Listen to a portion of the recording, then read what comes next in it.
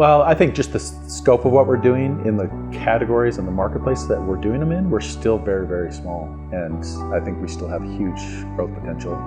And it's up to us to keep it a startup mentality, a entrepreneurship type mentality. And if you can get other people feeling that entrepreneurial bug within a company, then you got something. It's going to be really exciting because we're launching new categories, and a lot of that creativity bug and the feeding that creative side of you comes from those new products that you're trying to develop, and you make a breakthrough, or you're able to, and then you get to literally build everything from the beginning, whether it's manuals, pictures, like the actual product itself, and then just like launch it, and then to see how well it does and to see market demand. It's kind of cool. We get to see like the instant reaction to customers, whether they like it, whether they don't, feedback with daily calls, and then to see a category or a new product launch just totally exceed expectations.